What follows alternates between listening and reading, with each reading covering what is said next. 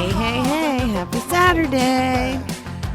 How are all my beautiful people doing out there today?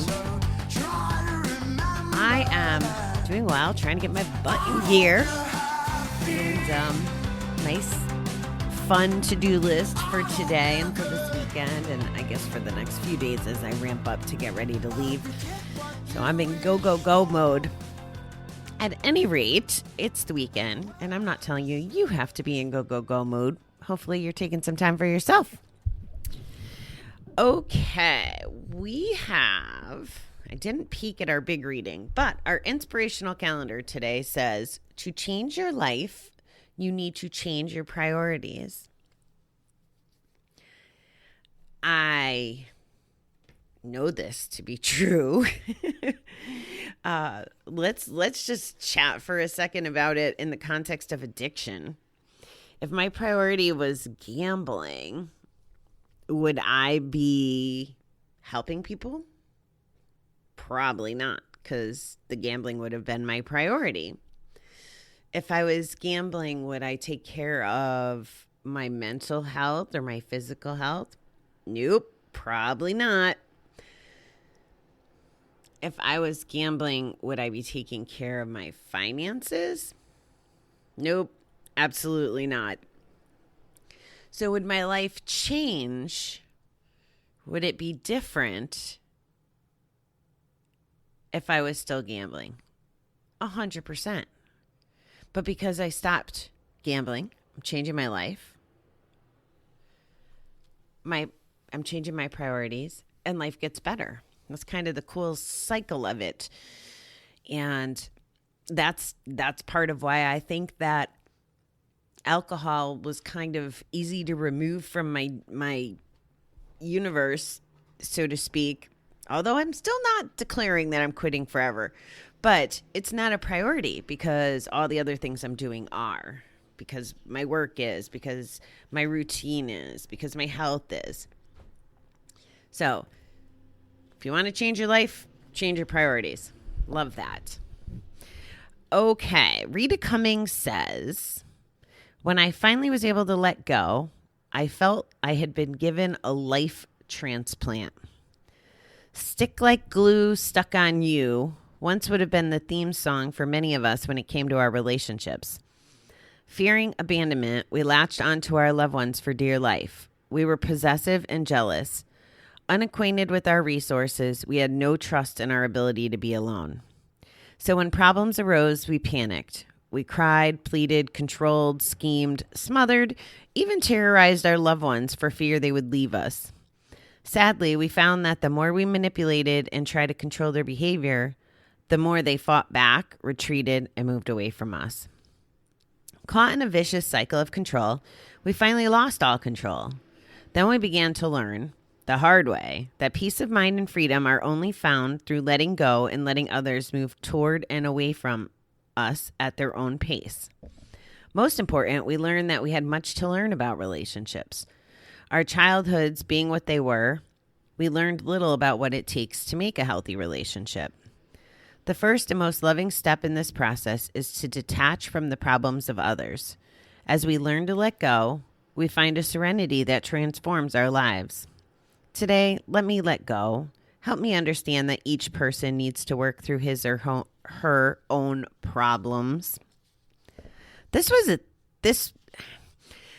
an underlying theme of my week. I have been so trying to control my destiny, my performance, a lot of things that I thought were in my control that maybe just aren't. And I mentally went through this exercise this week of telling myself, if you just surrender and let go and just believe what you've believed all along, like, where is this stupid shift coming from? Why are you getting crazy about things that you're powerless over? Especially when I know better, right? These are some of the voices in my head.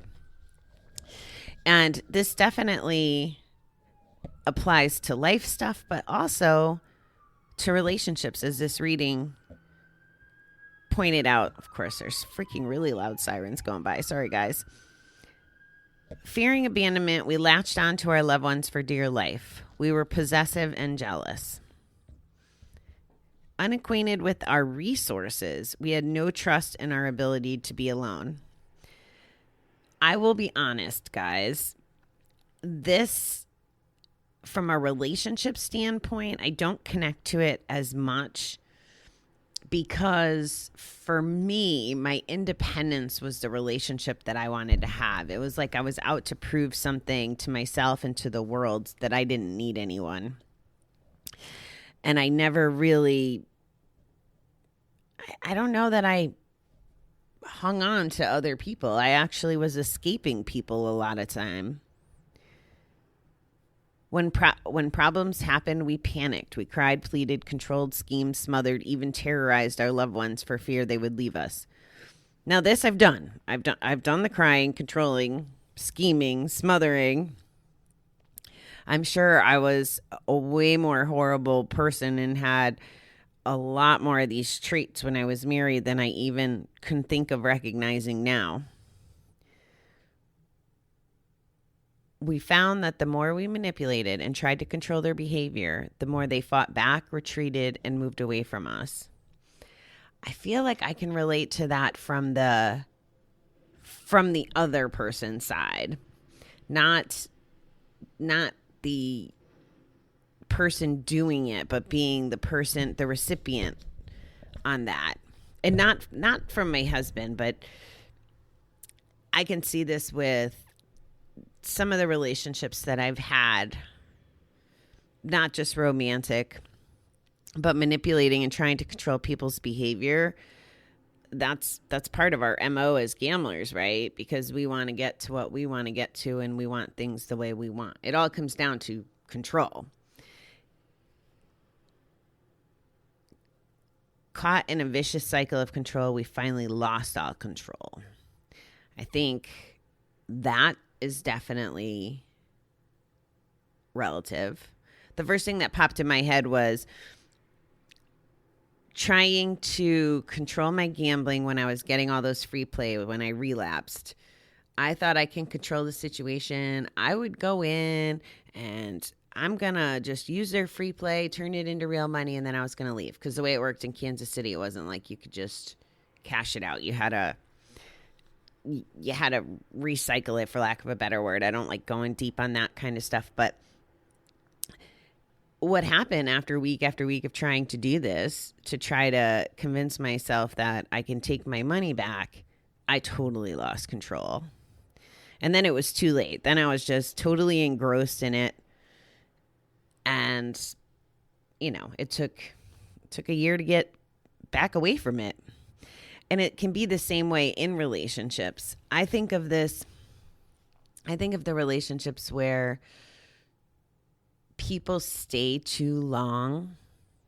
And I'm really coming to believe that we have people in our lives, and again, whether romantic or situational or friends or whatever, for certain reasons. We may not know what they are, but it could be different conversations. It could be different learnings. One of the people that just jumped in my head as I'm saying this is one of my old Zumba instructors. And he was like, I thought this guy walked on water. He was amazing and I had access to him, and he's my age, but he felt like a celebrity, right? And I can remember getting a little nervous initially to be in his class. And what I was thinking was, oh my God, he's going to think I'm so fat and I can't dance. And what am I doing here? And his audience had been with him for quite a while. So here I was trying to control what he thought of me, essentially, right? I knew I couldn't per se, but I would get in my own head about this. And what he showed me, his purpose and his mission was to help other people in fitness. He didn't care what you looked like, how good you danced. your personality. He just didn't care about all that stuff. He was just there to serve people. And I don't mean that in a, like weight on people's hands and foot. When I talk about serving people, I'm talking about the value system that allows you to help other people. Like being a sponsor is serving people, showing up to group and sharing and talking about the tough stuff is a way to serve people. So be looking for that and be mindful that it can happen in different ways. But I wasn't with him. Like, I didn't learn Zumba from him. I don't get to do Zumba with him anymore. I mean, I could do probably a little bit more than I do because he's online. But he was there at a season of my life when it was time. Now, the ironic thing is he used to work at a casino as a dealer.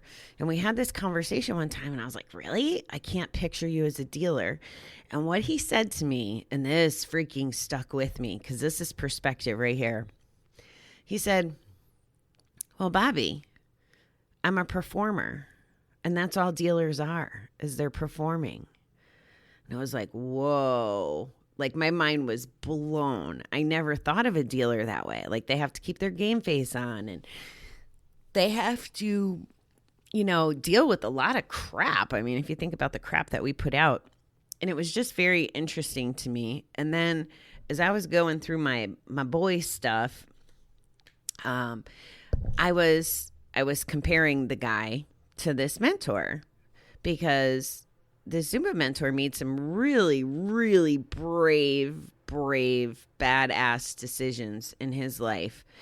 And because he was a celebrity, for lack of a better word, or well-known, when you make choices in your personal life and 5,000 of your Facebook friends essentially could know about it, or you're removing yourself from a career or a relationship or doing the things when so many people know who you are and have their perception of your way in life, that's freaking really hard. And I had said to him through that, like, I am so proud of you and you are so freaking brave. He was doing what the guy in my life didn't have the courage to do. And I think that's why I respected it so much. And I guess my circles this morning that are all over the place, and I apologize, but have to do with exploring the relationships no matter what they look like. It could be a mentor or it can be a husband or a wife or whatever. But the underlying things, the consistent things are, we can't control anybody but ourselves. We get put, or we put ourselves, I guess is the better way to put it. When we're gambling, we're in situations that are going to leave us to ending up out of control, 100%. And as you work on your recovery and work on yourself, you're going to find that controlling people and smotherizing people and lying to people, that doesn't serve you. It goes back to, change your priorities, change your life, like we talked about earlier. If you want to do better, you're going to have a better life. If you want to live your life with love, and shift to love instead of all the anger, resentment, all the crazy negative feelings that used to be in our bucket, you have to prioritize positivity and gratitude and love for yourself. Prioritize yourself, for starters, your self-care, your self-development, your self-awareness. It's just a shift. And ending it on today, let me let go. Help me understand that each person needs to work through his or her own problems. We're not going to always know, and people aren't going to always know about us, what we're going through. And that's okay. That's the way the world works. But if we treat everybody with love and compassion and kindness and know that everybody has something, our lives will become more complete and more balanced, and we will be happier, letting go. It just will. So that's what I got. I'm sorry. I feel like I sound scatterbrained this morning. I have a bunch of things popping around in my head, and I have an appointment in a couple hours that I don't feel very prepared for. So I don't know if that's distracting me or what. But apologies if I sounded a little scattered. I hope you guys have a super duper weekend, and I will be back tomorrow. Hopefully less scattered.